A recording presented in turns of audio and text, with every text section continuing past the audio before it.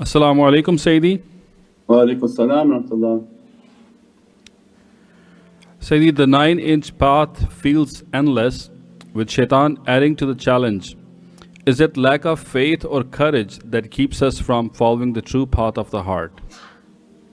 What was the first part? I didn't hear that. I didn't understand the first part. The 9-inch path of head to heart or heart to head feels endless, with shaitan adding to the challenge. Is it lack of faith or courage that keeps us from following the true path of the heart? It's shaitan. Because people they underestimate satanic influence. Because you ask people, they think they're doing good. How are you doing? Good. Really? They underestimated the effect of shaitan has on them.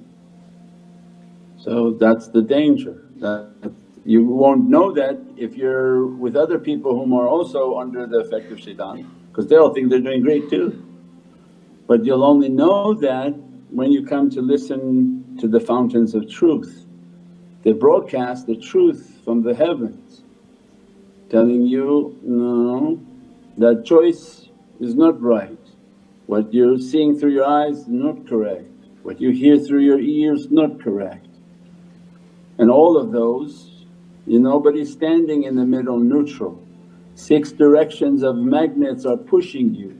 So if you're not being pushed towards Muhammadan Rasulullah, you're in 6 different directions of difficulty. And that's why we try to teach over time. There's no default where somebody can just stand in a room and I'm neutral to everything. You're not neutral, because there's 6 magnetic pulls that shaitan has promised, I will attack your servants in 6 directions. So how could you stand neutral and say, I'm just neutral person, neutral guy? No, you're not neutral. 6 directions shaitan is pulling you. Sooner or later in your life you'll figure out which ones he pulled, because your taste begins to change, your appearance begins to change, your looks begin to change, what you see begins to change. At that point you'll understand, oh my God, he hit me from 6 directions, because the person becomes changed. And that's the danger, that's the danger. So people underestimate the satanic influence in everything. Don't say shaitan is, oh spooky shaitan, just a negative energy. Turn on your televisions, negative energy. Turn on the radios, negative energy. Go to the mall, see people talking, it's all negative energy. All of that is affecting people. So how come it's so difficult to follow the sunnah, to wear the sunnah, to follow Islamic rules, to say I'm with this group or that group instead of hiding it? Or because maybe they'll comment on me, maybe they won't like me. Who cares if they like you and don't like you? They don't feed you, and if they do feed you, really feeding you is Allah.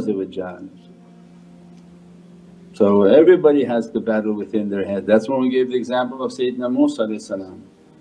He was following an unseen Prophet and doing all the tests that Allah was asking of him. And why was he having a difficult time as the one whom speaks to Allah? He's in a boat with an unseen Prophet, and that's his dilemma, because all of a sudden it looks like he's breaking one of his people's boats. And his people with social media at that time would have probably said, oh look, we said he's Kalimullah, look like he's breaking our laws and he's destroying his own people's boats.